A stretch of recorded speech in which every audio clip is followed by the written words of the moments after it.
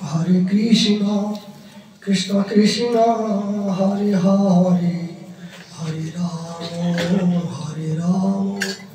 Ram Ram Hare Hare Hare Krishna Krishna Krishna Hare Hare Hare Ram Ram Ram Hare Hare Hare Krishna Krishna Krishna Hare Hare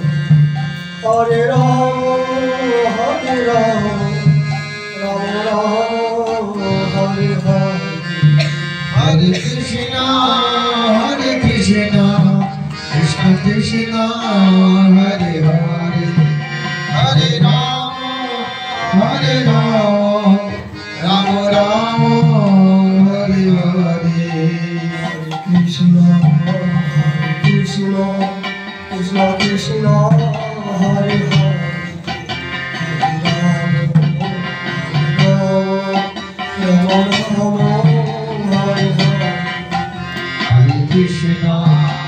Hare Krishna, Krishna Krishna, Hare Hare,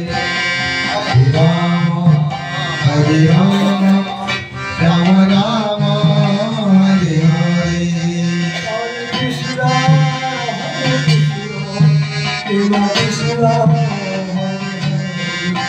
Hare Rama, Rama Rama. Hare Krishna, Krishna Krishna, Hare Hare, Hare Rama, Sri Sai Gaur Sitarat Bhagwan Hari Hari. Hare Krishna, Krishna Krishna, Hare Hare, Hare Rama, Rama Rama. Hare Krishna, Krishna Krishna, Hare Hare, Hare Rama, Rama Rama, Hare Hare. কলিযুগ অবতার শ্রীমৎ চৈতন্য মহাপ্রভু অপার করুণা শ্রী শ্রী রাধা মদন মোহনের চরণ ক্লান্তে নিতাই গৌর সীতানাথের প্রসন্নতার জন্য শ্রদ্ধেয় গুরু মহারাজের আদেশ ক্রমে আমাদের এই নিত্য নৈমিত্তিক হরিকথার আয়োজন মহাপ্রভুর প্রিয় পার্ষদ বর্জন শ্রীকৃষ্ণদাস কবিরাজ বিরচিত চৈতন্য চরিতামৃত মহাগ্রন্থ আজ আমাদের আশ্চর্যের বিষয় পুরো সপ্তৃষ্ঠে 38 নম্বর পরিতে কৃষ্ণদাস কবিরাজ গোসাই পাদ আমাদের জন্য কি কৃপা করলেন তার পূর্বে আমরা বৃন্দাবন মহিমামৃত থেকে প্রভানন্দ দাস সরস্বতী পদের মুখোদ্গীর্ণ তার কৃপামৃত একটা শ্লোক আমরা আস্বাদন করার জন্য প্রিয়সী। কেন এই বৃন্দাবন মহিমামৃত শ্রবণ করলে প্রকৃত মনুষ্য জীবের বৃন্দাবনে বাস করার মতন যে প্রবৃত্তি যে মনোবৃত্তি তাদের হয়ে থাকে। এমনকি বৃন্দাবনে কেমন করে বাস করতে হয়, কোন জাতীয় অনুরাগ হলে বৃন্দাবনেশ্বরী সাক্ষাৎ তাকে কৃপা বর্ষণ করেন, এ জাতীয় আমাদেরকে দিক নির্দেশনা দেখাই দিয়েছেন। এই জন্য অনেক ভাগ্যের ফলে এই ইহান পবিত্র বৃন্দাবন ধামে স্পর্শ করার মতন মাতৃষী জীবের জানি না কত কোটি জন্মের স্বীকৃতি ছিল, ইহানো সামান্য স্বীকৃতির বিনিময়ে এই পবিত্র ধামে বসবাস করার মতো যোগ্যতা হয় না। যে বৃন্দাবনে স্বয়ং ব্রহ্মা পর্যন্ত, উদ্ধব মহারাজ পর্যন্ত তারাও প্রার্থনা করছিলেন, হে নাথ, স্বয়ং সৃষ্টিকর্তা ব্রহ্মা তিনি প্রার্থনা করছিলেন, প্রভু আমি বৃন্দাবনে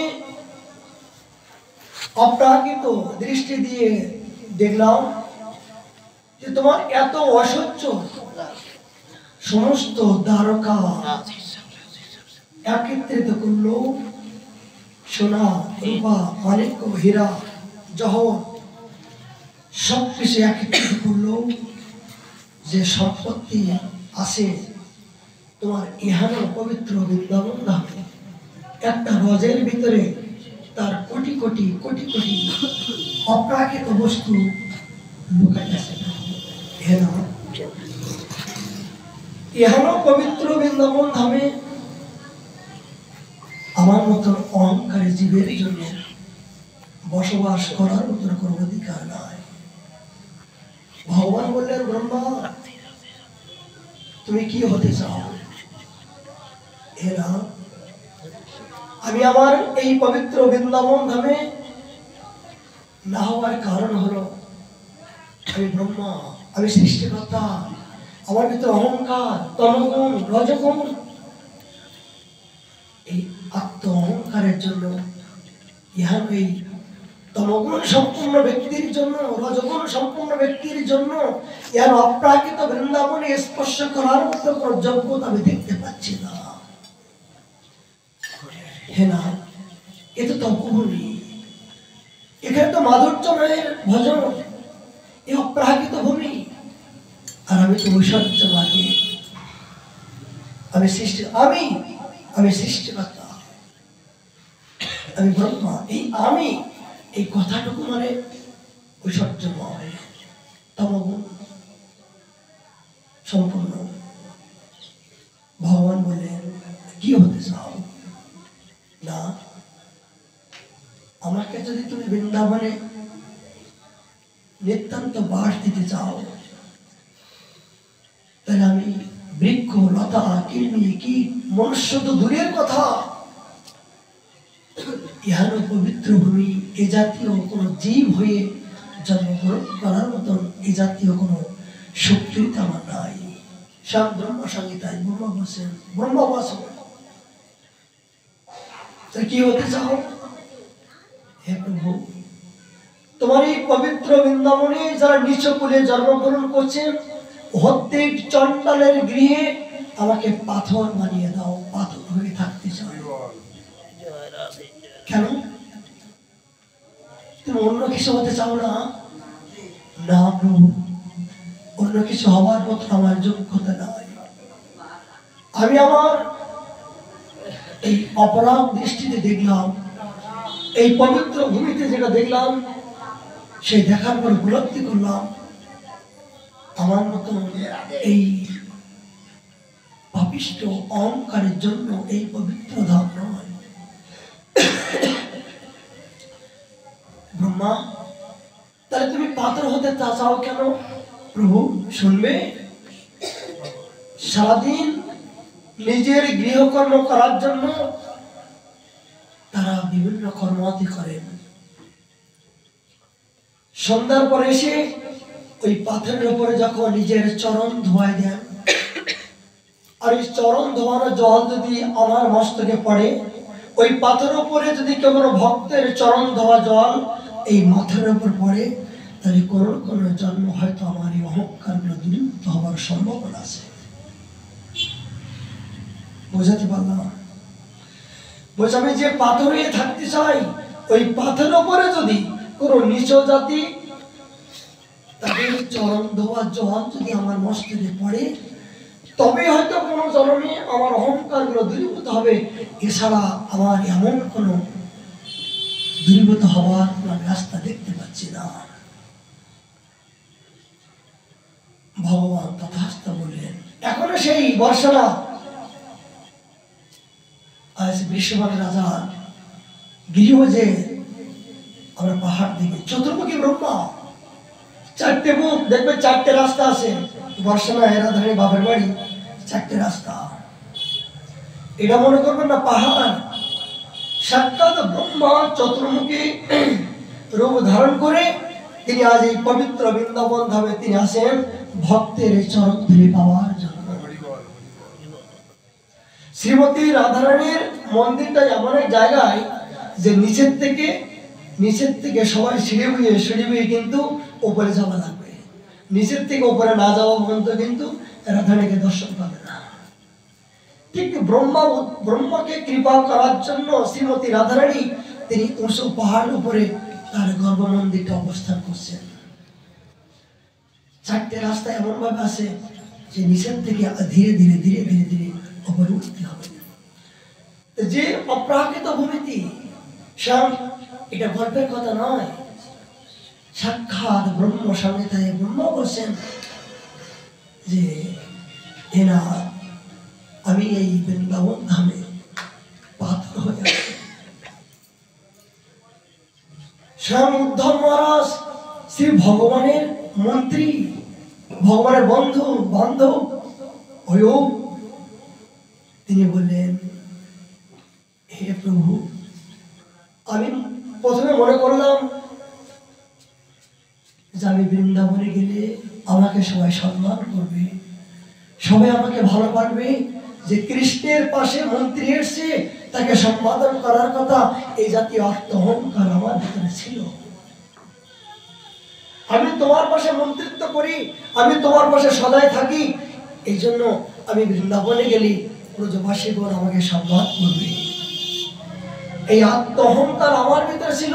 এই অহংকার গুলো দূরীভূত করার জন্য ভগবান একমাত্র আমাকে নির্বাচন করলেন। উদ্ধব, একমাত্র তুমি আমার নিজজন, তুমি আমার মনের কথা জানো। তুমি বৃন্দাবনে যাও, আমার পিতা মাতা আত্মীয় স্বজন বন্ধু বান্ধব সবাই আমার বিরহে কাতরতা। উদ্ধব বললেন, প্রভু আমি তো যাব, কি করতে হবে? ভগবান শ্রীকৃষ্ণ উদ্ধবের মনের কথা জেনে তাকে উপদেশ করলেন। এই উদ্ধব বৃন্দাবন আসার পরে যিনি আজ বৃন্দাবনে সম্মান পাওয়ার ইচ্ছা করছিলেন, আর ব্রজগোপীগণের যে বিরহ অনল ব্যথা বেদনা উৎকণ্ঠা অনুরাগ, ভগবানের প্রতি ভালোবাসতে গেলে কোন জাতীয় মনোবৃত্তি হওয়া দরকার সেটা ব্রজবাসীদের ভিতরে তিনি দেখলেন। তিনি প্রার্থনা করলেন, এরা আমি বৃন্দাবন এসেছিলাম সম্মান পাওয়ার জন্য, দেবগুরু বৃহস্পতির শিষ্য, আমার পাণ্ডিত্য কম নয়, এই জনজগতের পাণ্ডিত্য দিয়ে আমি অপ্রাকৃত আমি এসেছিলাম বটে, কিন্তু আমি যে ভুল করলাম, আমি জীবনে যে অনেক কিছু ভুল করলাম, আমি জীবনে যে কিছুই জানতে পারলাম না। এই সাধারণ হালা বলা গোলা এদের ভিতরে যে অপ্রাকৃত প্রীতি ভালোবাসা স্নেহ আছে, আমি স্বয়ং ভগবানের পাশে থেকেও কিঞ্চিত পরিমাণে ইহানো ভালোবাসা আমার ভিতরে এখন হলো না। ঠিক ঠিক হে ব্রজগোপীগণ, মনে হচ্ছে তোমাদের চরণ দিয়ে আমি পান করব, কিন্তু আমি যদি তোমাদের চরণ ধরতে যাই তাহলে তোমরা কোনোদিন দিবে না। মনে মনে ইচ্ছা করছিল, হে প্রভু, আমি পবিত্র বৃন্দাবন ধামে কি হয়ে জন্মগ্রহণ করব? কিছু হবার তো আমি যোগ্যতা দেখতে পাচ্ছি না, আমার কিছু হবার যোগ্যতা নাই। তিনি প্রার্থনা করলেন, বিধি, হে ব্রহ্মা, হে সৃষ্টিকর্তা, তোমার কাছে এই মিনতি, এই পবিত্র বৃন্দাবন ধামে আমাকে বৃক্ষ লতা করে আমাকে জন্মগ্রহণ হতে দেয়। আমি বৃক্ষ লতা হয়ে জন্মগ্রহণ করতে চাই। ভগবান বললেন, কেন উদ্ধব? তুমি আমার বন্ধু সখা, আত্ম অহংকার হয়েছিল, তারপরও তোমাকে এই মনটা এত জিরোর দিকে গেল কেন? প্রভু, আমি তোমার পাশে থেকে এই যে আত্ম অহংকারের জন্য আমি বুঝতে পারলাম এই অহংকারে মর্ত হইয়া নিতাই পদবাসনিয়া অসত্যের সত্য করি বলি। এই অহংকার হলো একমাত্র জীবনের পতনের মূল। সেটা আমি নিজেই বুঝতে পারলাম। আমি যে তোমার পাশে থেকেও তোমাকে যে চিনতে পারলাম না, তোমাকে জানতে পারলাম না, সামান্য গুরু চরণে রাখার যে শ্রীদাম সুদাম বলরাম ওদের যে উৎকণ্ঠা অনুরাগ, আমি তোমার পাশে থেকেও এইটুকু কিঞ্চিত পরিমাণ অনুরাগ আমার ভিতরে হল না। হেনা,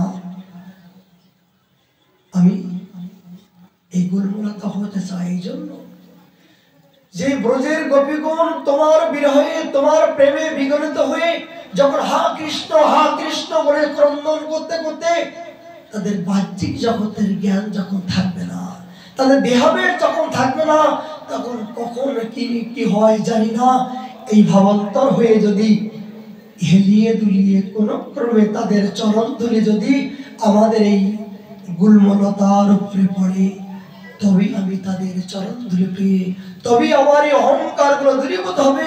এছাড়া আমি আর কোন পথ পাচ্ছি না আমার অহংকার দূর করার। এমনি যদি তাদের চরণ ধুলি চাই তারা দিবে না, কিন্তু কৃষ্ণ ভাবে ভাবিত হয়ে যদি তারা বিচরণ করতে করতে যায়, আর এই ভাগ্যক্রমে যদি তাদের চরণের রস একবার লেগে যায়, তবে হয়তো আমার এই অপ্রাকৃত বৃন্দাবনে ধামে আমি সেই লীলা দর্শন করার মতো সৌভাগ্য হবে। এই উদ্ধব কুণ্ডে দেখবেন, গোবর্ধনের পরিক্রমা উদ্ধব কুণ্ড, এই উদ্ধব কুণ্ডের পাশে দেখবেন গুল্মলতা, বিভিন্ন প্রকার গুল্মলতা তিনি অবস্থান করছেন। সাবধান,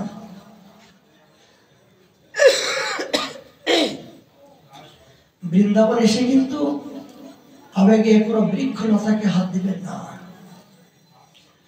যদি এই জন্মে আপনি বন্ধন মুক্ত হতে চান, কখন কোন মুহূর্তে কোন বৃক্ষ কোন ভাবে কোন ভাব নিয়ে কোন মুনি ঋষি তপস্বী তারা আজ ব্রজের ভূমিতে আজ সেই লীলা দর্শন করার জন্য তারা বৃক্ষলতা হয়ে এখানে অবস্থান করছেন।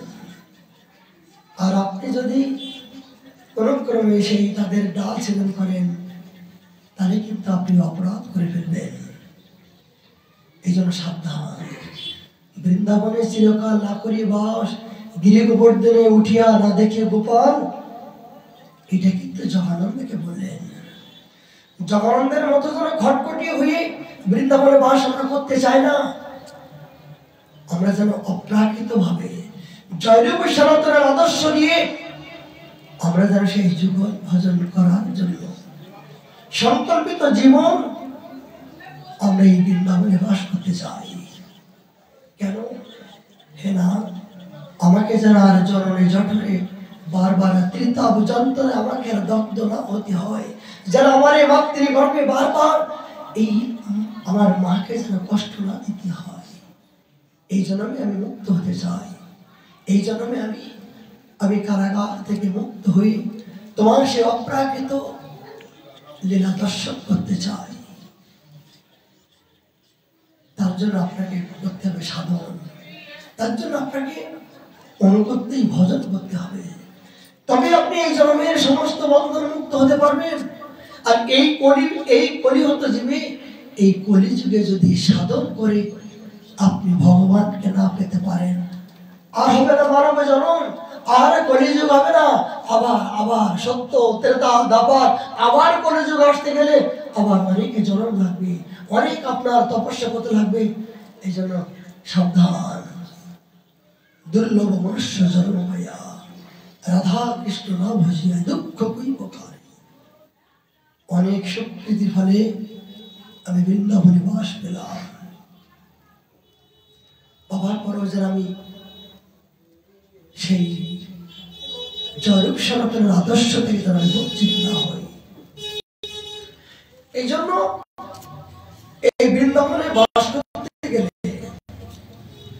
মন থেকেও বাস করা যায়, আবার দেহ থেকে বাস করা যায়, ধন দিয়েও বাস করা যায়, ধন মন জন সব প্রকার দিয়েও বৃন্দাবনে বাস করা যায়। কেন? যদি আপনি বৃন্দাবনে দেহ দিয়ে বাস না করতে চান, না পারেন, তাহলে আপনার অর্থ আছে, সেই অর্থের মাধ্যম দিয়ে যদি সেই বৃন্দাবনবাসীকে আপনি সেবা করতে পারেন, যে বাবা আমার তো বৃন্দাবনে বাস হল না, এইটুকু ঠাকুর সেবা লাগাবেন, তাহলে সেই অর্থ দিয়ে যদি আপনার গুরু বৈষ্ণব ভগবানের সেবা হয়, এটাও সেবা হচ্ছে। বেশ অর্থ নাই, অর্থ নাহলে কি আছে? মন তো আছে, মনে মনে করো, মনে মনে বৃন্দাবনে বাস করো। বৃন্দাবনবাসী যত কষ্ট করে গৌর প্রথমে বন্দনা করি সবাই চরণ, বৃন্দাবনবাসী যেভাবে ভজন করছে, যেভাবে অনুগত্য চলছে, সেইভাবে তুমি চলার চেষ্টা করো, ও সেই পাবে কৃষ্ণ প্রাপ্তি। আর দেহ দিয়ে করলে তো কোনো কথা নাই। গুরু মহারাজ বলেন যে শোন, যারা কেউ এই অপ্রাকৃত বৃন্দাবন ধামে বাস করার জন্য লালসা করে, তাদেরকে বরণ করে নিয়ে আসো, তাদেরকে বরণ করে নিয়ে আসো, ধন মন জন দিয়ে নিয়ে আসো। কেন? যে তুমি যে অমৃত সাগরে যে আস্বাদন করছো ঢোকে ঢোকে, যারা আজ কারাগারের মধ্য দিয়ে হাবুডুবু খাচ্ছে, তাদের চুলির মুঠি ধরে, গত পরশুদিন এক বাবা বললো যে নিতাইয়ের বংশ যদি হতে চাও, তাহলে চুরির মুঠে ধরে যদি না আসে, লাথি মারো, লাথি মেরে তাদেরকে গৌর চরণে নিয়ে আসো, তবে জগতে আর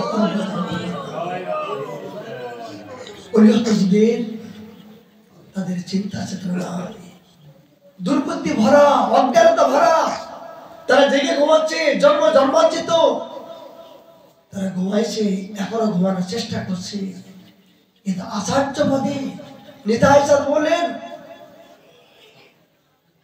হরিদাস কাউকে তুমি বিচার করবে না, নয়নে দেখিবে যারে, কৃপা করে লব হরিনাম, স্থান কাল পাত্র বিধি নিয়ম অপেক্ষা নাই।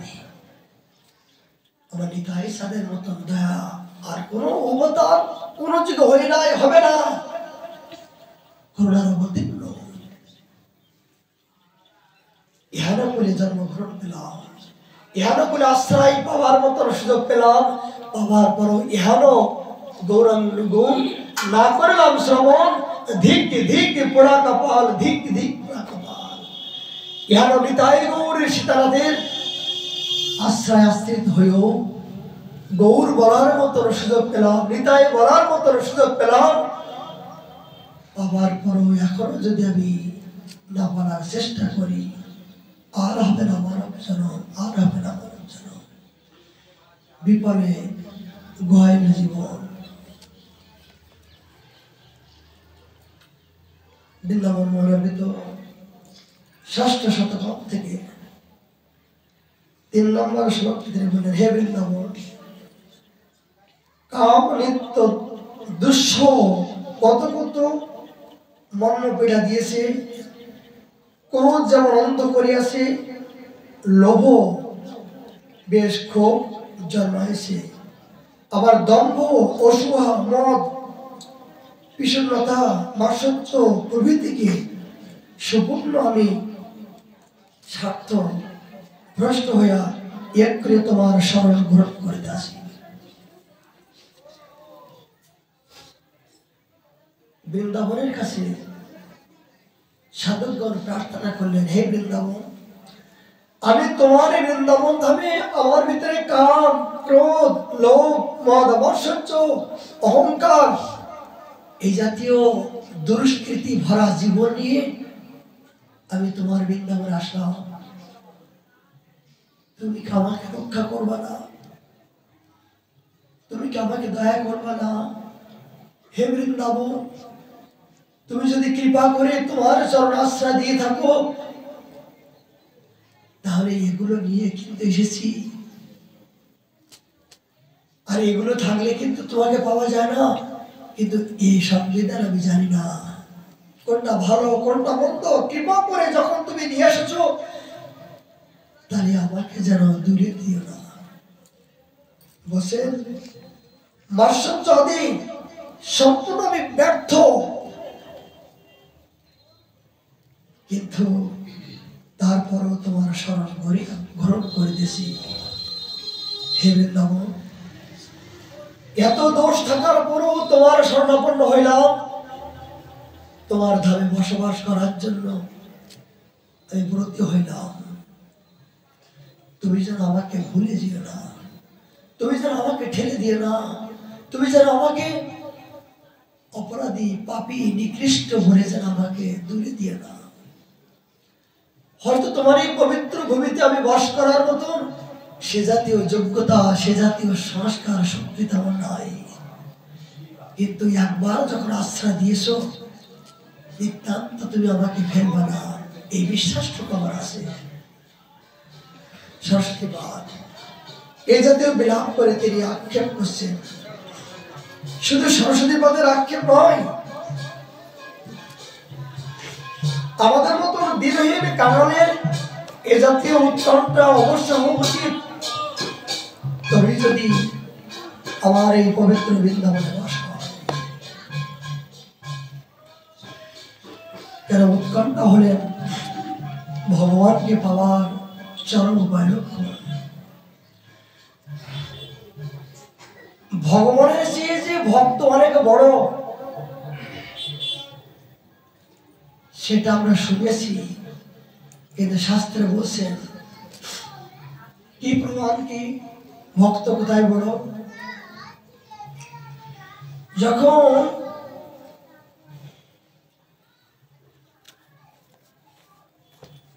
বিভীষণের রূপ ধারণ করে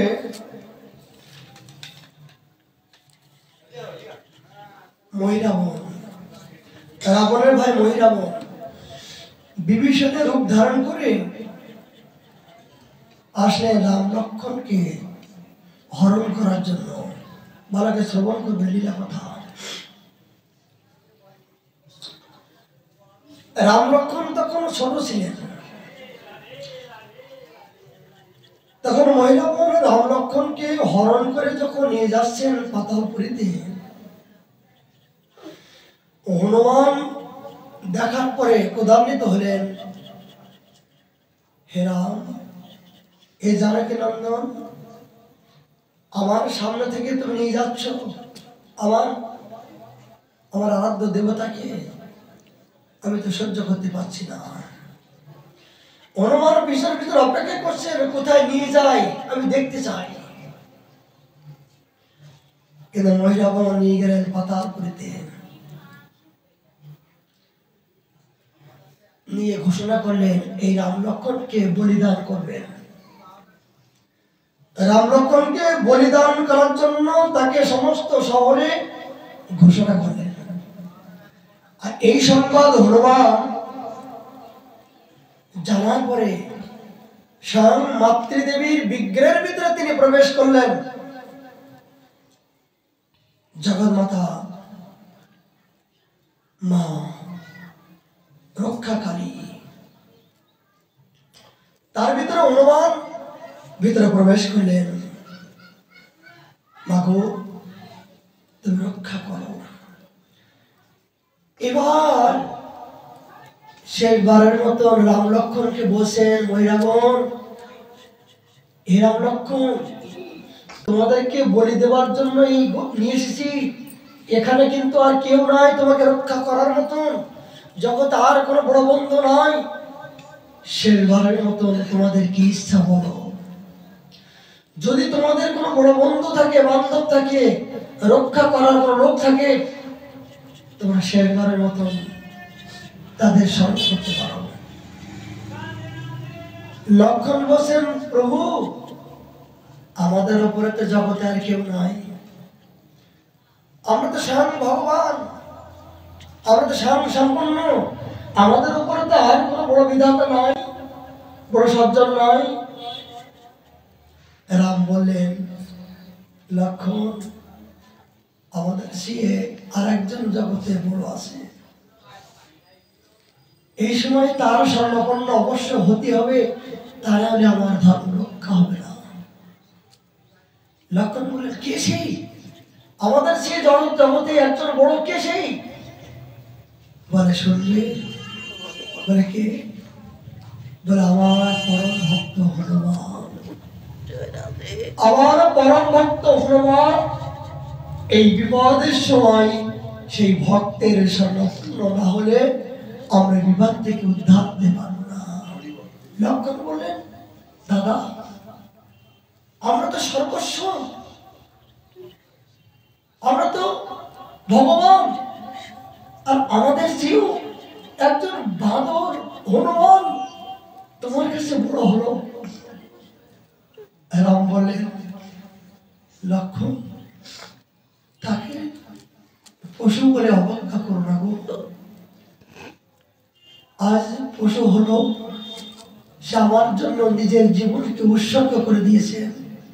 আমি স্বয়ং ভগবান হলো, আমার সমস্ত ক্ষমতা থাকলেও, আমি সর্বসমর্থবান হলো, আমি যে ভক্তাদি না, আমি কিছু করতে পারি না। আমার সবকিছু শক্তি থাকলেও আমার করার অধিকার নয়।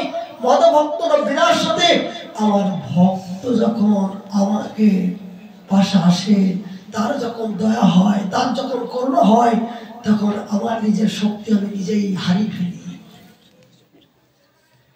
এই জন্য এই সময় একমাত্র আমার ভক্তের শরণাপন্ন হওয়াই আমাদের কর্তব্য।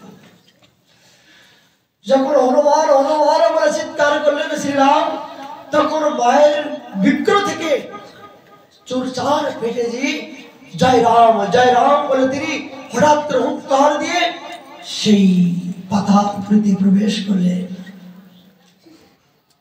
প্রভু রাম লক্ষ্মণকে তিনি হনুমান ঘাড়ে করে নিয়ে আজ নিয়ে আসলেন। প্রভু রাম লক্ষ্মণকে, এগুলো আপনারা জানেন যে স্বয়ং হনুমান রাম লক্ষ্মণকে পাতালপুরে থেকে ঘাড়ে করে উদ্ধার করছিলেন। কেমন করে? রামচন্দ্র স্বয়ং এই হনুমানের অনুসরণ করছিলেন। এই অনুসরণ করার পরে ভক্ত ভগবানকে উদ্ধার করলেন। জগৎ আমরা দেখি ভগবান যুগে যুগে ভক্তকে উদ্ধার করলেন, কিন্তু এখানে আমরা ব্যতিক্রম দেখতে পাই। স্বয়ং হনুমানজি রাম লক্ষ্মণকে উদ্ধার করলেন।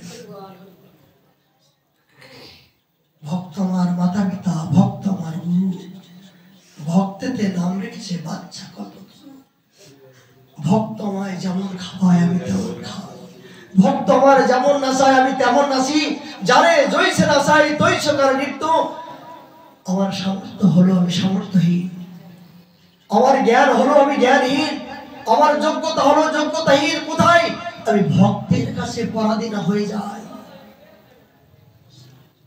ও যে আমার সর্বস্ব নিয়েছি, আমাকে আপন করে নিয়েছি, তার মানে জগতের মাঝে স্বয়ং ভগবান বিশ্ব জগতের পিতা হয়েও তিনি কাণ্ডলা খেয়ে জগৎকে দেখাচ্ছেন, দেখো আমি জগতের মাঝেও মায়ের কাছে কাণ্ডলা খেয়ে আমি শাসন করতে চাই।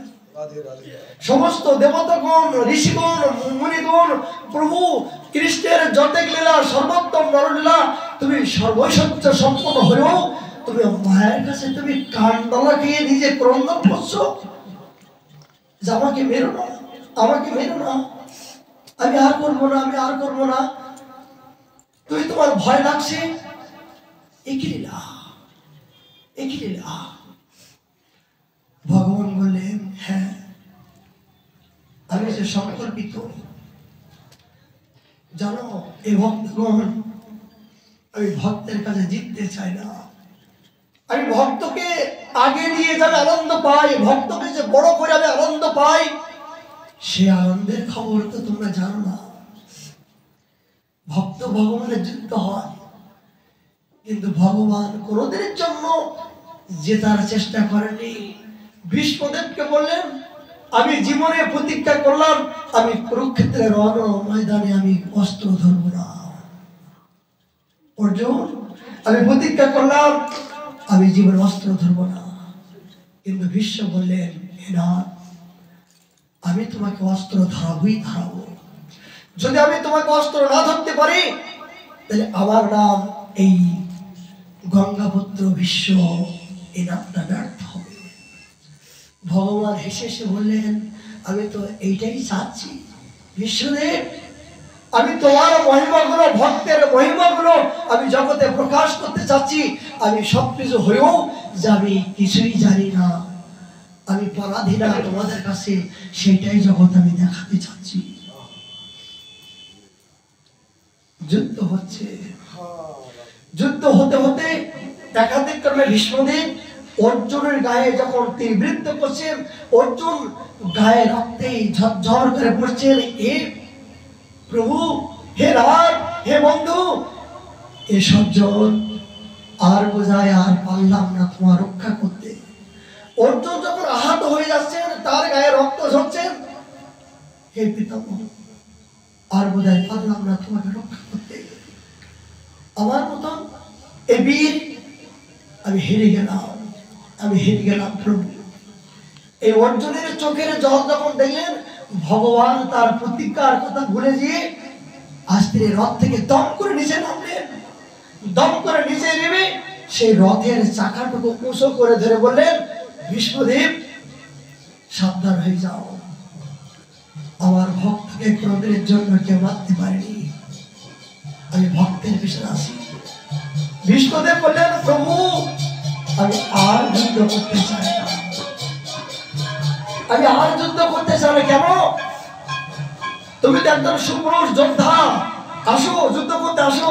বলে, প্রভু আমি তো সেই ছিলাম এই দিনের জন্য, আমি তো এই দিনের জন্য সেই ছিলাম। বলে, কি তোমার কি মনে আছে তুমি যে প্রতিজ্ঞা করছিলে যে কুরুক্ষেত্রের ময়দানে তুমি অস্ত্র ধরবো না, তুমি যে তোমার রথের চাকা নিয়ে আমার মারার জন্য এসেছো, আমি আমার দুহাত উঁচু করে আমি দেহটা আমি দিলাম প্রভু, তোমার সমস্ত রং দিয়ে আমার এই চূর্ণ বিচূর্ণ করে দাও, দেহটা চূর্ণ বিচূর্ণ করে দাও, আমি মৃত্যুর জন্য তৈরি আছি।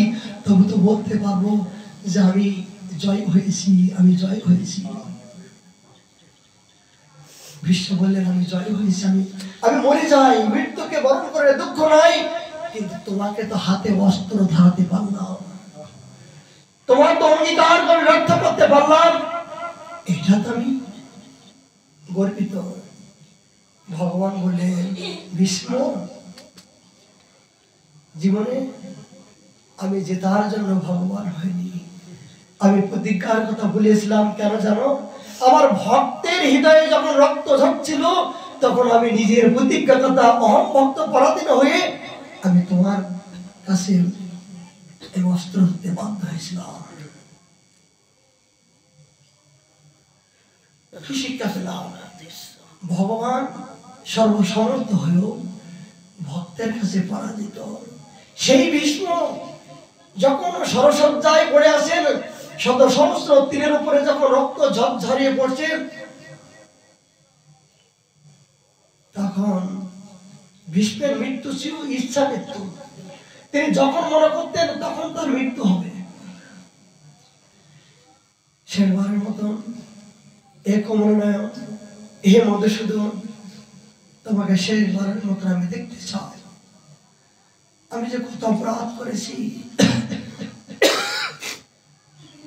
আমি প্রকৃত সত্যকে জেনো, ধর্মকে জেনো, প্রকৃত কোনটা ধর্ম কোনটা অধর্ম জেনো।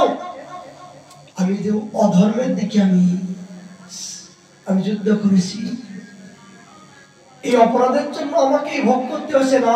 এ মধুসূদন, আমি শেষবারের মতো তোমাকে দেখতে চাই। ভগবান থাকতে পারলেন না।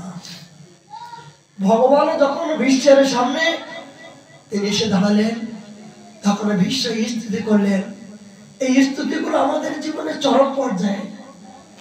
হে মা, হে মধুসূদন, বলো তো, একবার বলো তো, আমি আমার আজীবন ব্রহ্মচারী হয়ে আমি আমার ধর্মকে রক্ষা করার জন্য আমি বিবাহ করলাম না,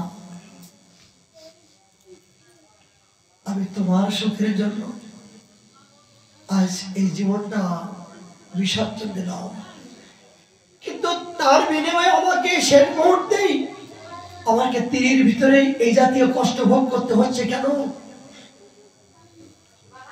আমি তোমার শেষবারের মতো দেখতে চাই। দাঁড়াও, এ কমলনয়ন, এ মধুসূদন, এ বান্ধব, আমি তোমার মুখটা দেখতে চাই, শেষবারের মতন তোমার এই বদনটা দেখতে চাই। ভীষ্মদেবের মৃত্যু যেন আমরা বিশ্বের নির্যান এবং হরিদাসের নির্যান এগুলো বীর অবশ্যই করণীয়। ভীষ্মদেব যখন বললেন যে প্রভু হে না, তোমার নয়নটা আমি দেখতে চাই, একটু দাঁড়াও, একটু দাঁড়াও। ধর্মরাজ বলছেন এ প্রভু, ভীষ্ম তো ইচ্ছা মৃত্যু, ও যদি তোমাকে এক মহাকাল যদি দাঁড়াতে অপেক্ষা করতে বলে, দাঁড়াও বলছে মানে কি, যদি এক কাল পর্যন্ত তোমাকে দাঁড়াতে বলে তুমি কি দাঁড়াতে পারবে? তখন ভগবান কেঁদে বললেন, ভগবান সেখানে কেঁদে বললেন, ধর্মরাজ জানো এই জগৎ সংসারে আমাকে পাওয়ার জন্য যে অনাদিকাল তপস্যা করে, অনাদিকাল তপস্যা করে, এই তপস্যা করার পরে যখন সাক্ষাৎ দর্শন পায় সে আর জগতে থাকতে পারে না। যে আমার একবার সাক্ষাৎ দর্শন করে, আমি যার প্রতি কৃপা পরিপূর্ণ কৃপা করি, সে জগতে আর এই প্রপঞ্চনা জগতে আর থাকতে পারে না, আর কেউ রাখতে পারে না। এটা আমার বড় মহাশক্তি। ধর্মরাজ তুমি চিন্তা করো না, ভীষ্মদেব অতি শীঘ্রই তার প্রাণ ত্যাগ করবে। ভীষ্মদেব প্রশ্ন করছেন, এ না সত্য করে বলো তো আমি কি অপরাধ করেছিলাম? আমি শতজনম আমি জেনেও কোনো অপরাধ করি নাই, তারপরও আমার এই জাতীয় দুঃখ কেন? ভগবান বললেন, তুমি সত্যবান বটে, অন্যায় করুন এটাও জানি, কিন্তু সারা জীবন অন্যায় না করলেও তুমি অন্যায়কে আশ্রয় দিয়েছিলে, তুমি অন্যায়কে দেখেছিলে এবং তোমার সামনে যে অন্যায় করেছিল তুমি সেগুলো আশ্রয় দিয়েছিলে। বলে প্রভু আমি তো বুঝতে পারছি না। বলে শোনো, তোমার সামনে যখন দ্রৌপদীকে যখন বস্ত্রহরণ করছিল তখন তুমি সেই সভায় প্রমাণছে সাক্ষাৎ তুমি অপেক্ষা করছিলে। তুমি 64 যদুবংশের ঠাকুরদাদা হয়েও তুমি যদি বলতে এই দুঃশাসন, এই দুর্যোধন এ জাতীয় অপরাধ করো না, এই পতিব্রতা রমণীর এ জাতীয় অপমান করলে ধর্ম কোনোদিন ক্ষমা করবে না। বলো তুমি পারতে না? এই ভীষ্মদেব তুমি রক্ষা করতে পারতে না? বলে হ্যাঁ প্রভু। কেন পারোনি? কেন করোনি? উত্তর দাও। তাহলে তুমি জেনে শুনে অন্যায়কে আশ্রয় দিয়েছো, তুমি সে অন্যায়কে তোমার সামনে একজন পতিব্রতা রমণীকে যেভাবে অপমান করছিল তুমি সাক্ষাৎ তুমি দর্শন করেছিলে। তুমি অন্যায় না করলেও অন্যায়কে আশ্রয় দিয়েছিলে, দর্শন করছিলে, সেই অপরাধের জন্য তোমাকে আজ এই অপমৃত্যু। ও প্রভু এই জন্য আমার এই অবস্থা? বলে হ্যাঁ। ভীষ্মদেব ভগবানকে দর্শন করতে করতে শেষবারের স্তুতি একদম সর্বশেষ বলে, প্রভু আমি জানি আমার অপরাধ হয়েছে, আমি একটা জিনিস তোমাকে দিতে চাই। ভগবান বলেন আমি জগতে সবাইকে দেই আর তুমি মৃত্যুর সময় আমাকে কি দেবে? বলে আমি তোমাকে একটা আশীর্বাদ দিতে চাই। বলে আমাকে আশীর্বাদ? বলে কি আশীর্বাদ? বলে আমার এই মন রূপী আর কামনা রূপী। বলে প্রভু বলে কি আশীর্বাদ? বলে আমার একটা কন্যা সন্তান আছে, এই কন্যা সন্তান আপনার কাছে সম্প্রদান করতে চাই। বলে তুমি আজীবন ব্রহ্মচারী, বিবাহ করনি, আর তোমার কন্যা সন্তান কোথা থেকে হলো? বলে শুনবে সে কন্যা সন্তানের নাম? বলে হ্যাঁ। বলে মন রূপী আর কামনা রূপী যে কন্যা সন্তান, আমি সারা জীবন যে মনটা বিভিন্ন দুর্দৈব অবস্থায় আমি তোমার ভজন থেকে বহির্মুখী করেছিলাম, এই মনটা আমি শেষবারের মতন আমি তোমার সামনে দিতে চাই। সারা জীবন দুর্দৈব অবস্থায় আমি তোমার বহির্মুখী ছিলাম, কিন্তু শেষ মুহূর্তের জন্য শেষবারের মতন আমার এই মনটা আর আমার এই জীবনটা তোমার চরণে, এই কন্যারূপে মনটা আমি তোমার চরণে আত্মসমর্পণ করলাম। প্রভু তুমি গ্রহণ করবা। ভগবানের চোখে জল পেলে বললেন, মন মনা মদভক্ত মজ্জাদি মানুষ। কোন ভক্ত যদি মৃত্যুর সময় আমার প্রতি মনটা কেউ রাখে, আমার ভক্ত হয়ে যদি কেউ মৃত্যুবরণ করে, তার তো জগতে আর এই জড় সংসারে আসতে হয় না। ধন্য ধন্য বিষ্ণুদেব, আমি তোমার স্তুতির কাছে আমি পরাজয় স্বীকার করলাম। ভগবান, সেই ভগবানের অপরূপ নয়ন রূপ দেখতে দেখতে বিষ্ণুদেব তার প্রাণ ত্যাগ করলেন। কি শিখলাম? কি শিখলাম? যে ভক্ত সেরা যায় মরণে, আর ভগবান সেরা যায় চরণে। সারা জীবন সাধারণ ভজন ও তপস্যা যা কিছু, একমাত্র পরীক্ষার রেজাল্ট অভাবে এই শেষ মুহূর্তে কাল আমি যে ভালো ব্যক্তি ছিলাম, আমি যে সারা জীবন ভজন করেছিলাম, অন্তকালে সমাবে মৃত্যুর সময় যদি আমার সুচিন্তা আসে, সুভাবনা আসে, সৎচিন্তা আসে, গুরুদেবের চরণ চিন্তা আসে, বৈষ্ণবের চরণ চিন্তা আসে, ভগবানের চরণ চিন্তন আসে, একটু হরিনাম কর, একটু ভগবানের নাম কর, একটু গীতা পাঠ কর, একটু গুরু বন্দনা কর। এ জাতীয় মৃত্যুর সময় যদি এই ভগবান কারোর জীবনে একবার আসে, তাই তিনি যে একজন এই জগতের সাধারণ মানুষ ছিল না, এটাই উপলব্ধি আমাদের করতে হবে। আর এই দিনের জন্য, এইটুকু সময়ের জন্য আমাদের সারা জীবন কঠোর তপস্যা ভজন, এই মনটা হয় না অতি সহজে। এই মনটা ওই পর্যন্ত যাবার জন্য এত কঠোর। গুরু মহারাজ যেভাবে আজ এই রাধাকুণ্ডের তটে অখণ্ড ব্রজবাস অবস্থায়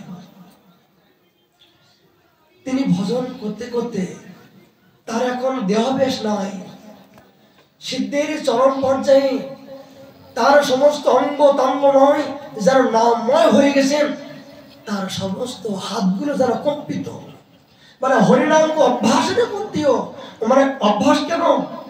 অভ্যাস করতে করতে আপনি যদি হরিনামকে ভুলে যান, ও হরিনাম আপনাকে ভুলবে না। হরিনাম আপনাকে ভুলিয়ে দিতে দেবে না। আপনি ভুলে গেলেও আপনার অঙ্গ প্রত্যঙ্গ, শিরা উপশিরা, রক্ত সবকিছু হরিময় হয়ে যাবে। কেন? এই অভ্যাস করতে করতে ভগবান করুণা করে আপনার দেহটা বৈষ্ণব দেহমর প্রকৃত করে অপ্রাকৃত দেহ হয়ে যায়। কখন? যেদিন থেকে আপনি সদ্গুরুদেবের চরণাশ্রয় গ্রহণ করবেন, সেদিন থেকে আপনার এই দেহের দায়িত্ব আপনার নয়, অপ্রাকৃতময়, সচিদানন্দময়। এই দেহের মালিক হলেন ভগবান। এই জাতীয় সাধক বড় দুর্লভ, আর হবে না, আর হবে না মানব জনম। এগুলো দেখেও শুনো, সাক্ষাৎ দর্শন করার পরও যদি আমাদের জীবনে এখনো হরিভজন করার লালসা না আসে, ধিক ধিক পোড়া কপাল, ধিক ধিক পোড়া কপাল। একদিন মহাপ্রভু গম্ভীরার ভিতরে ভক্তদের নিয়ে যে পরমান্বিত আনন্দে বিলাপ করছিলেন, একদিন মহাপ্রভু নিত্যানন্দ লইয়া দুই ভাই যুক্তি কইলা নিবৃত্তি বসিয়া। কিবা যুক্তি কইল দৈনিক কেহ নাই জানে, ও ফলে অনুমান পাশে কইল ভক্তগণে। নিতাই চাঁদ এবং চৈতন্যদেব দুজন সম্মিলিত ভাবে তারা গোপনে গোপনে যুক্তি করলেন। কি যুক্তি করলেন? এটা করলেন, তবে মহাপুরুষ ভক্তে বলাইলা গৌর দেশে যাও সবে বিদায় করিলা। 4 মাস একাধিক করবে লীলাচল ধামে আসেন, 8 মাস ব্যাপী গৃহে কারাগারে থাকেন বটে, দেহটা মনটা কিন্তু গৌর চরণে থাকে। কখন প্রভুর পাশে যাব, কখন তার দর্শন করব, সে কখন আমাদের আদেশ করবে, সে অপেক্ষায় তারা থাকে। কখন যাব, কখন রথযাত্রা আসবে, কখন এসে রথযাত্রা উপলক্ষে আমরা প্রভুর সান্নিধ্যে বাস করব।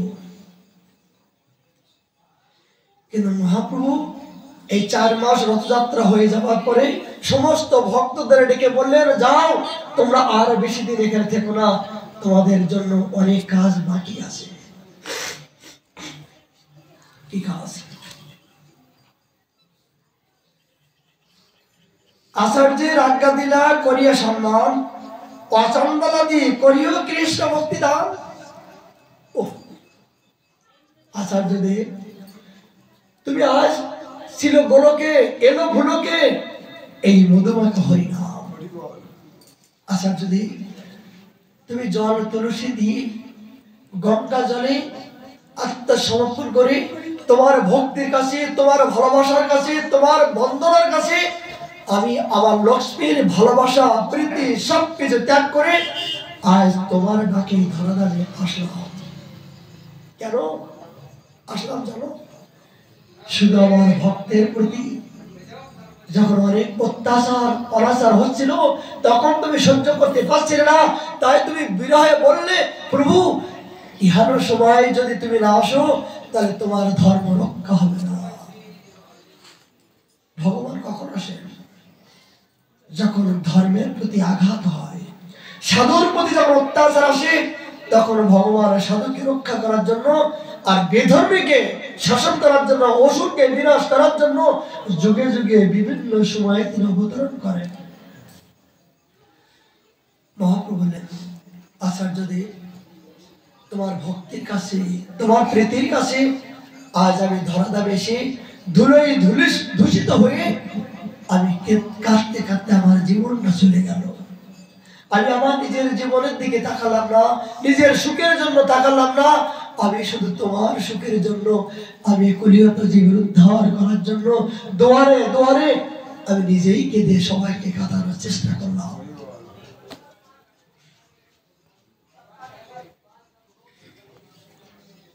আচার্যদেব,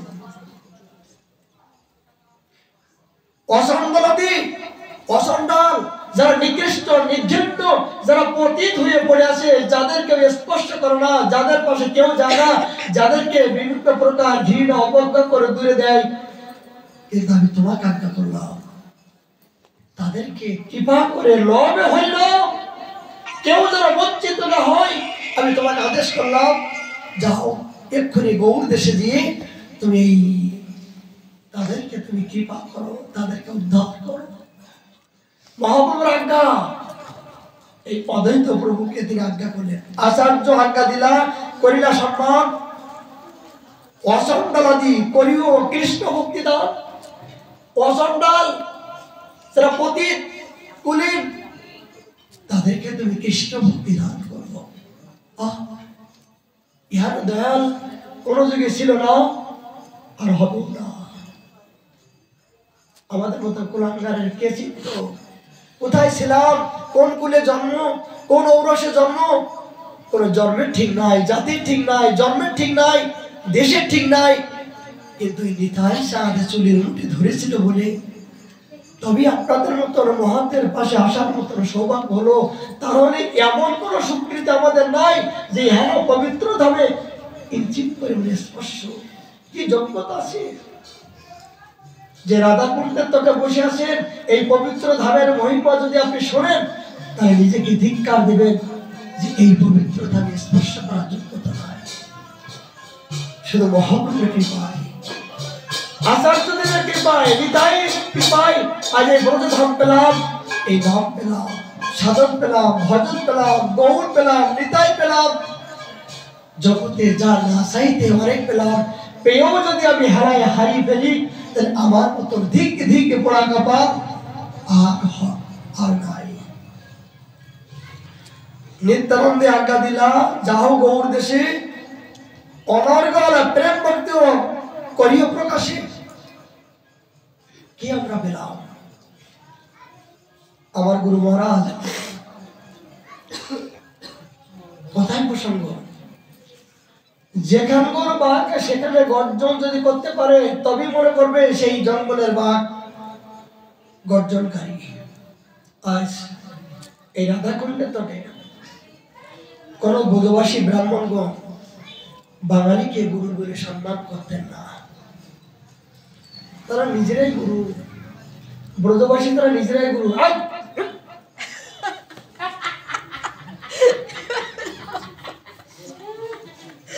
ব্রজবাসীর নিজেরাই গুরু। তারা সমস্ত গ্রামে গ্রামে গিয়ে সবাইকে গুরু করে জগৎ উদ্ধার করেন। কিন্তু সে তাদের মতন ব্রাহ্মণ ব্রজবাসীগণ যেদিন থেকে গুরু মহারাজ রাধাকুণ্ডের তটে আসলেন সেদিন থেকে সমস্ত জোয়ারের মতন গুরু মহারাজের চরণে নিজেকে আত্মসমর্পণ করতে শুরু করলেন। কেন হয়? তিনি আজীবন এই বৃন্দাবন ধামে রাধাকুণ্ডের তটে যেভাবে ভজন করেছেন সেই ভজনের প্রভাবে কাউকে নিমন্ত্রণ করার দরকার হয় না। ফুলের যদি গন্ধ হয় মৌমাছি ছুটে আসে। এই গুরু মহারাজের একাধিক্রমে 80% কমসে কম এই ব্রজবাসী গুরু মহারাজের শিষ্যত্ব গ্রহণ করছেন। এই চোখের সামনে যারা আজ বিভিন্ন প্রকার অপকর্ম কুকর্ম করত তারা আজ হরিনাম সংকীর্তনে জয় জয় করে মহাপ্রভুর আদর্শ আজ জগৎ জুড়ে তারা প্রচার করছে। সমস্ত গিরি গোবর্ধন তটে এই দেখেন মালা তিলক হরিনাম সংকীর্তন নিয়ে আজ গৌর গৌর বলে আজ আমাদের বৃন্দাবন ধামে তারা যেভাবে শিক্ষা দিচ্ছেন, কিন্তু এই শিক্ষাগুলো তো আমাদের হওয়ার কথা। আমার বাঙালি, আমার গৌর, আমার দেশের ঠাকুর, ঘরের ঠাকুর, ইহার সংকীর্তন তো আমার হওয়া উচিত, কিন্তু আমি হতে পারছি না। এই ব্রজবাসীগণ গুরু মহারাজের চরণাশ্রয় করে তারা উদ্ধার হয়ে গেল। কিন্তু আমার মতন পোড়া কপাল, আমার মতন বাঙালি এখনো পর্যন্ত গৌর দেশে জন্ম, ভারত ভূমিতে মনুষ্য জন্ম হইলে যাওয়ার জীবন সার্থক করি করো পরোপকার। এই ভারত ভূমিতে জন্মগ্রহণ করো, পরোপকার তো করে পরের কথা, এখন নিজের উপকার করার জন্য আমি এখনো পর্যন্ত চেষ্টা করতে পারছি না। জগতের সবাই এসে উদ্ধার হয়ে গেল আর আমার মতন পড়া কপাল এখানে পড়ে রইলাম। দেখে শিখুন যে আজ বিদেশ থেকে এসে আফ্রিকা, রাশিয়া, থাইল্যান্ড, নিউজিল্যান্ড থেকে তাদের খাদ্য, তাদের চলা, তাদের পোশাক যমনের আচার মতন, বিদেশিদের আচার যমনের মতন, ডাল দিয়ে জল খাওয়া, তাদের আচার বিচার পুরোটাই আমাদের দেখতে পাই উল্টোটা। কিন্তু আজ পূর্বজন্মের স্বীকৃতির জন্য তাদের নিজের ধর্মকে, নিজের ব্যভিচারকে ত্যাগ করে আজ সদাচার হবার জন্য, মহাপ্রভুর গুণ হবার জন্য, আজ সভ্যতা হবার জন্য আজ আমার চোখের সামনে এসে তারাই উদ্যদণ্ডে কীর্তন করে যে কি আনন্দ করছেন, গৌর গৌর বলে চোখ দিয়ে জড়াই ফেলছেন। আর আমাদের মতন সভ্য, আমাদের সতীত্বের, আমাদের বাঙালি যেমন বিষ্ণুপ্রিয়া সচিমাতা, যেমন সতী সাধ্যবী নারী কাপড় পরা দরকার, শাখা সিঁদুর পরার দরকার, ঘোমটা দেওয়ার দরকার, এত সুন্দর পোশাক বিদেশিরা পরে আজ হরিনাম সংকীর্তন করে আনন্দ দিচ্ছেন। আর সভ্য দেশে জন্মগ্রহণ করেও অসভ্যের মতন আমাদের পোশাক, কীর্তি, কালচার। সত্য বলুন, আমাদের আদর্শ, সতী সাধ্যবীর আদর্শ বিদেশিরা গ্রহণ করছে, তারা আনন্দ উপলব্ধি করছে, আর আমি সেই সতী সাধ্যবীর এখানে জন্মগ্রহণ করেও আমার এখন অসভ্যতা, আমার বেবিচারী। আমরা এখন বিদেশিদের মতন কালচার, বিদেশি মতন অসভ্য ব্যবহার, চালচরণ আমরা ব্যবহার করতে যাচ্ছি, আর ওরা আবার এখানে এসে সভ্যতা হয়ে আমাদের চোখে আগুন দিয়ে তারা জয় জয় করে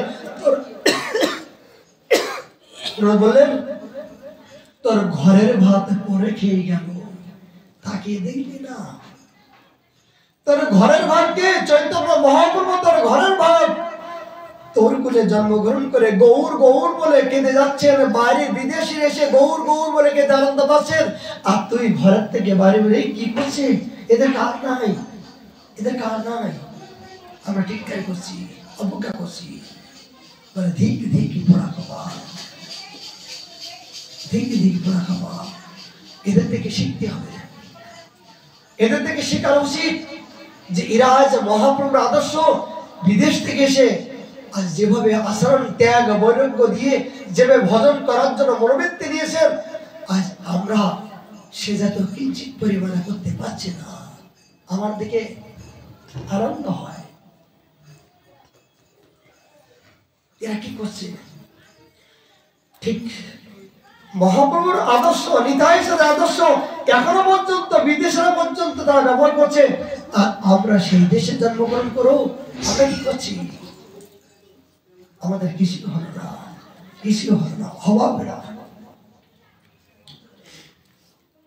রামদাস গদাধর আদি কথা জনে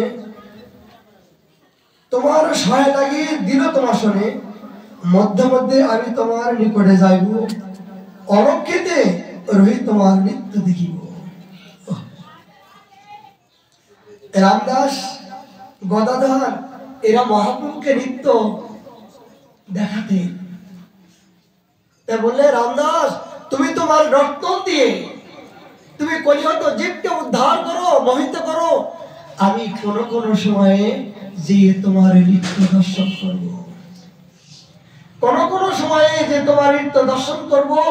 রামদাস যাও, মধ্য মধ্যে আমি তোমার নিকটে যাইব, অলক্ষিতে রহি তোমার নৃত্য দেখিব। আচ্ছা, মহাপ্রভু কি সর্বক্ষণ কি গম্ভীরায় থাকতেন? বাবার দরদরা সুবিধান তো দরদরা ইট দেন একটা। মহাপ্রভু কি সর্বক্ষণ গম্ভীরায় কি থাকতেন? বলে নয়। এরপরে আমরা হারবো সে প্রসঙ্গে। মহাপ্রভু কোথায় কোথায় আসেন? বলে চৈতন্যদেব কোথায় কোথায়? এটা ইট দেন, ইট ইট ইট দেন, ইট। মানে শশীর রন্ধনে, রাঘব ভবনে, আর কোথায়? নিতায়ের নর্তনে। শশীর রন্ধনে, রাঘব ভবনে, আর নিতায়ের নর্তনে, আর শ্রীবাস অঙ্গনে। এই সর্বক্ষণের জন্য মহাপ্রভু সদাই সর্বক্ষণ আসেন, এখনো পর্যন্ত আছেন। বলে প্রমাণ কি? প্রমাণ আর কি দেখে? শশী মাতা যখন রন্ধন করে, যখন ভোগ লাগাতেন, নিমাই তুই তো এই মশা খেতে ভালোবাসিস, থোড় খেতে ভালোবাসিস, তোর জন্য আমি এগুলো নিবেদন করেছি, আসবি না? মহাপ্রভু গম্ভীর থেকে হঠাৎ করে মায়ের নিবেদন এই করার পরপরই মহাপ্রভু থাকতে পারলেন না, নিজেই এসে শশী রন্ধন খেতে শুরু করলেন।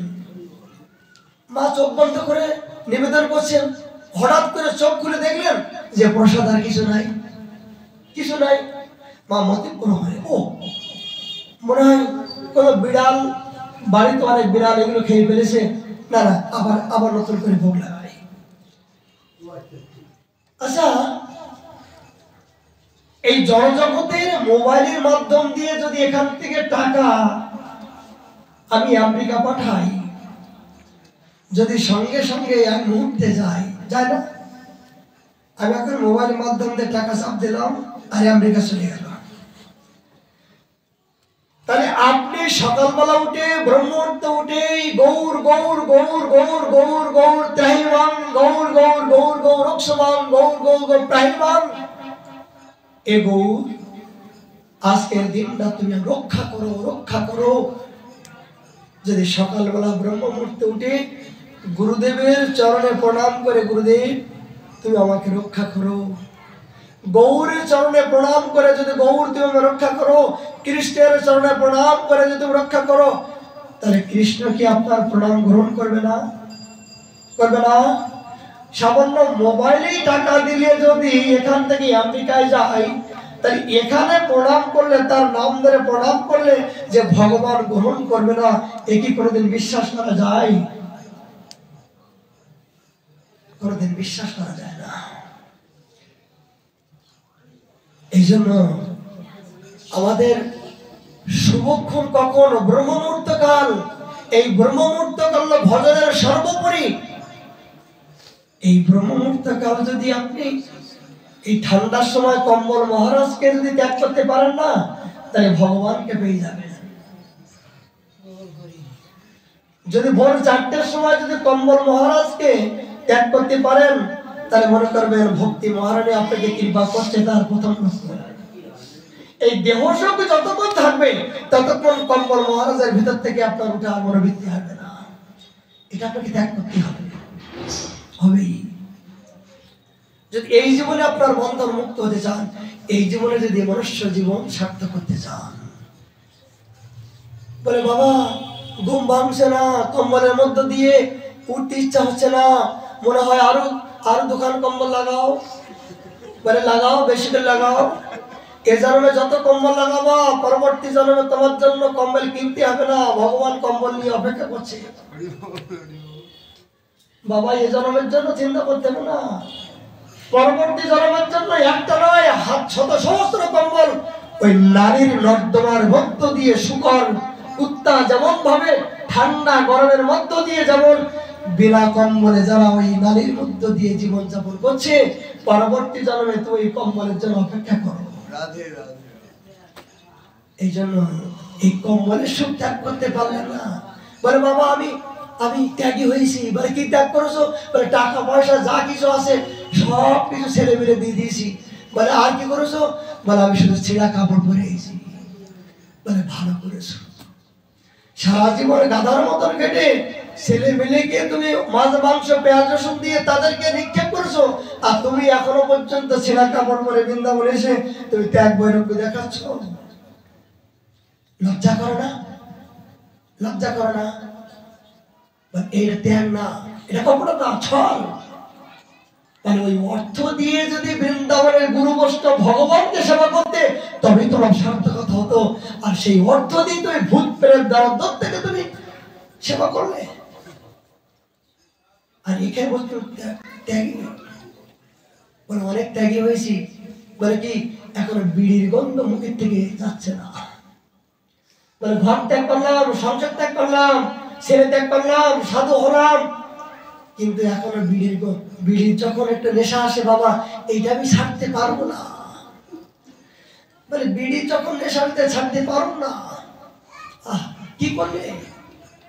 বলে সব ত্যাগ করলে, বিড়ির গন্ধ এখন ত্যাগ করতে পারলো না, আবার কিছুই হলো না, তোমার কিছুই হলো না। সাবধান, ত্যাগটা প্রকৃত মনের থেকে হওয়া চাই। এই জড়জগতের দেহটা যে শূন্য খাবো, ছেঁড়া কাপড় পরবো, এটা ত্যাগ নয়। যদি আপনার ভিতরে ছেঁড়া কাপড় পরে যদি আপনার ভিতরে কামিনী কাঞ্চন গজ গজ করে, তাহলে কপট বৈষ্ণব বেশে ঘুরবিয়া দেশে দেশে সাবধান হয়ে যাও। এ জাতীয় কপট বৈরাগী কখনো দেখাবে, মরকট বৈরাগী দেখছেন বাজারগুলো কেমন কেমন বৈরাগী, তাদের কোনো ঘর দরজা নাই, তারা সারা জীবন বিয়ে করেনি, তারা সারা জীবন কোনোদিনের জন্য কাপড় গায়ে দেয় না, কম্বল গায়ে দেয় না, যা পায় তাই খায়। কত বৈরাগী! বাজারের লক্ষণ দেখেছেন? যখন খোদা লাগে না তো কো করে, তাদের শব্দগুলো শুনতে মনে হয় মানে কিছুই জানে না। আজকে প্লাস্টিক নিয়ে দৌড়।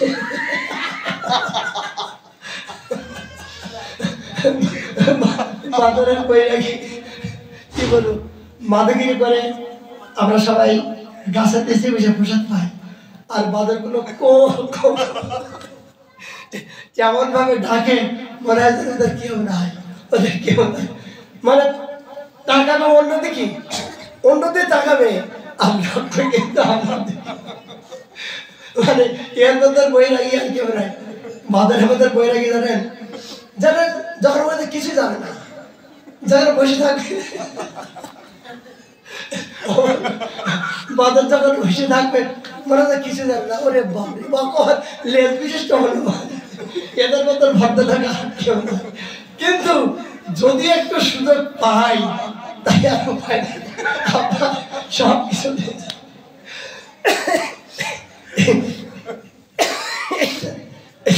মর করে বলে ক্ষমতা দেখাবে, বলে কত কই নাকি, বলে জীবনে কামড় করে না, জীবনে ঘর দর তারা বাস করে না, তারা জীবনে কোনদিন ভান্ডারা যায় না, কিন্তু তারা বান্দরের প্রতি আসক্ত।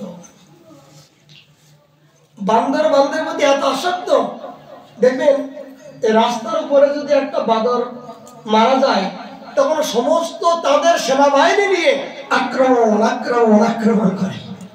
তারা যে একেবারে কত দলবদ্ধ সেটা দেখতে পায়, কিন্তু মানুষের ভিতরে এই দলবদ্ধ নাই। একটা বাচ্চা, মরা বাচ্চা পড়ে গেছে, পরিক্রমা করতে করতে একটা মরা বাচ্চা বাঁদর এরকম ধরে আছে, যদি কেউ লাঠি নিয়ে যায় সমস্ত সেনাবাহিনী এসে তাকে আক্রমণ আক্রমণ করে। তাহলে একটা মরা বাঁদরের প্রতি তাদের এত আসক্ত। মহাপ্রভু বললেন এগুলো মরকট বৈরাগ্য কখনো দেখাইবে না, এগুলো নয়, এগুলো মহাপ্রভু দিয়ে দুই হয়ে পাওয়ার সময় হয়ে গেছে গো, সময় কাল ধরে অপেক্ষা করে না, কত প্রকার প্রসঙ্গ চলে আসছে। এই জন্য মহাপ্রভু নিত্যানন্দ প্রভুকে, অদ্বৈত প্রভুকে, সমস্ত গদাধরকে আদেশ করলেন, যাও যাও তোমরা আমার গৌর দেশকে দিয়ে প্রেমের প্লাবিত হয়ে সমস্ত প্রতিটি জীবকে তুমি উদ্ধার করো, কৃপা করো, এই আমার আজ্ঞা। নিতাই আমি তো গম্ভীর ভিতরে পড়ে রইলাম, আমার ইচ্ছা ছিল যে কলিয়ন্ত জীবকে উদ্ধার করব, কিন্তু হা কৃষ্ণ বলতে বলতে আমি আর চলতে পারছি না। আমি কৃষ্ণ বিনয়ী স্বরূপ স্বরূপ, তুমি বলো তো এ জীবনে কি আমার কোনোদিন কৃষ্ণ দর্শন পাবো? কৃষ্ণকে কোনোদিন আমার কৃপা করবে? স্বরূপ বললেন, প্রভু তুমি তো সাক্ষাৎ কৃষ্ণ, তুমি তো সাক্ষাৎ ব্রজনন্দন, তুমি আমার কৃষ্ণকে কোথায় খোঁজ করছো? বলে হ্যাঁ আমি কৃষ্ণকে খোঁজ করছি, আমি কৃষ্ণ হয়েও আমি কৃষ্ণকে দেখতে পাচ্ছি না, জানতে পারছি না। কোথায় কৃষ্ণ? বলে কৃষ্ণ কথার ভিতরে আমি কৃষ্ণ অনুভব করতে পারি, যদি স্বরূপ তুমি একটু কৃষ্ণ কথা বলো। স্বয়ং মহাপ্রভু এত কিছু সবকিছু হবার পরও জানার পরও তিনি কৃষ্ণ কথা বলতে না। রায় রামানন্দ বলে, রায় রামানন্দ তুমি রায় রামানন্দ একমাত্র জানে কৃষ্ণ কথার মহিমা, আমি কৃষ্ণ কথার মহিমা কিবা জানি? কি শিক্ষা দিলেন? তিনি স্বয়ং কৃষ্ণ যদি হলেন, তিনি সব জানেন, তারপরও কৃষ্ণ কথা আমি কি জানি? প্রদন্ন মিশ্রকে বললেন, তুমি যদি কৃষ্ণ কথা জানতে চাও, শুনতে চাও, বলে প্রভু আমাকে কৃষ্ণ কথা শ্রবণ করো। আমি জানি না। কে জানে? জানে একমাত্র রায় রামানন্দ। প্রদন্ন মিশ্র একমাত্র কৃষ্ণ কথার মহিমা আমার ভক্ত জানে। রায় রামানন্দ শুনে তুমি বসে শ্রবণ করো, তবেই তুমি প্রকৃত প্রাকৃত আনন্দ পাবে। তিনি স্বয়ং ভগবান হয়েও ভগবান তার সহ্য করতে পারে না। আচ্ছা, জল যদি আগুন উচ্চারণ করি তাহলে আগুন সামনে হবে? জল উচ্চারণ করলে কি জলের পিপাসা নিবারণ হবে? হবে। অর্থে অর্থ করি, অর্থে নিবারণ হবে?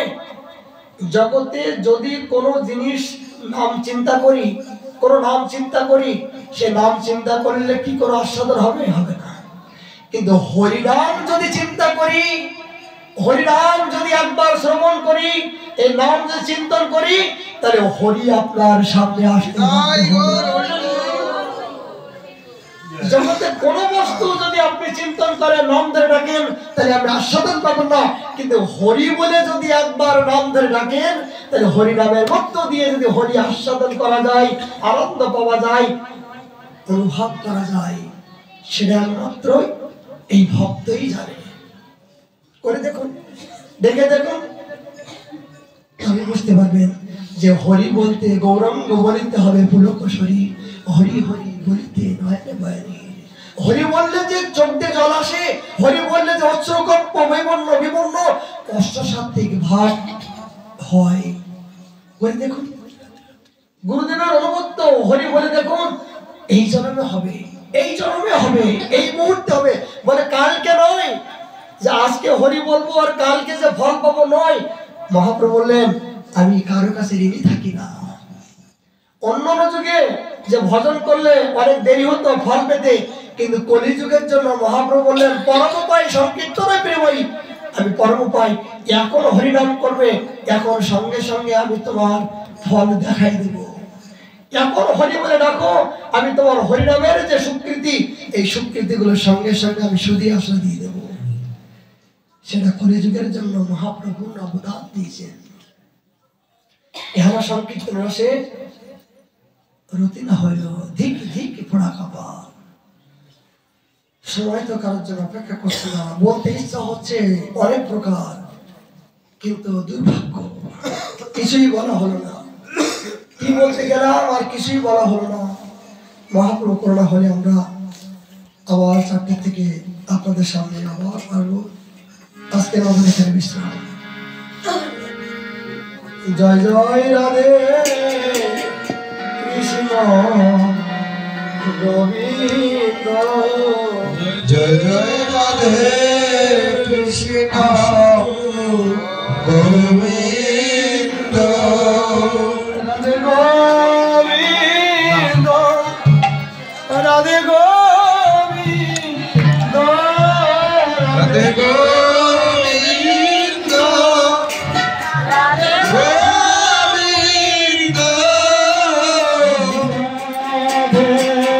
Krishna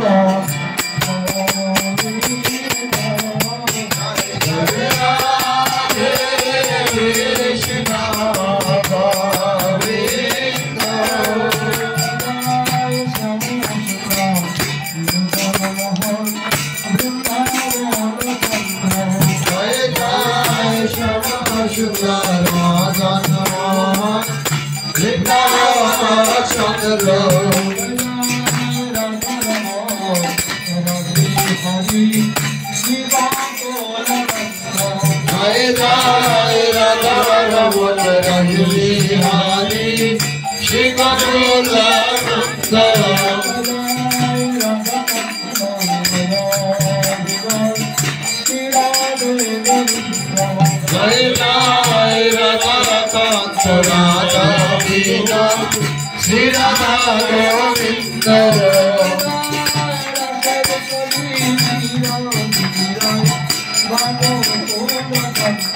Jai Jai Rasheshwari Vinodini, Vatakula Vasandara,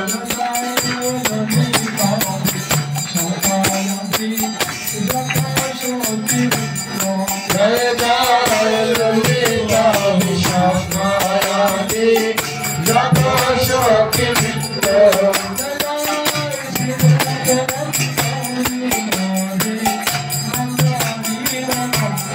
Jai Jai Shirapamachari Adi, Madhurya Nanda,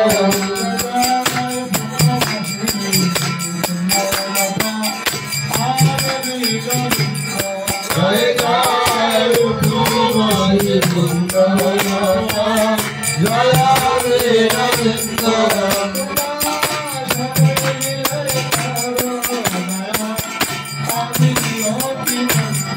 Kamara Shadevi Kara Jaya, Aminati Bhakto,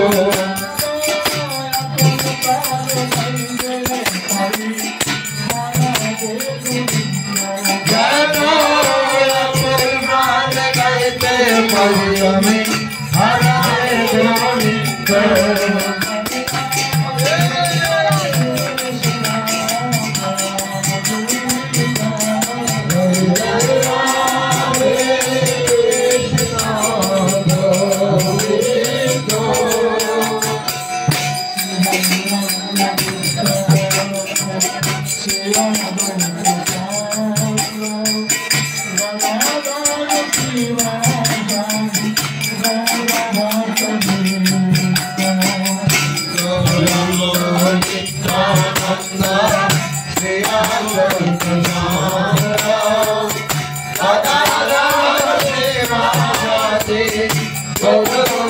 Govind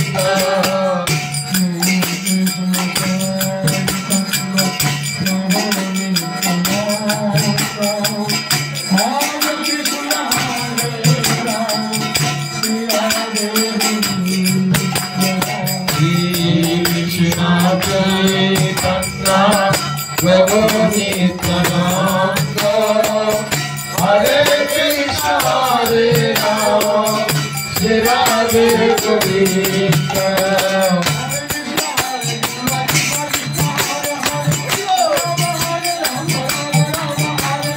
Hare Krishna Krishna Krishna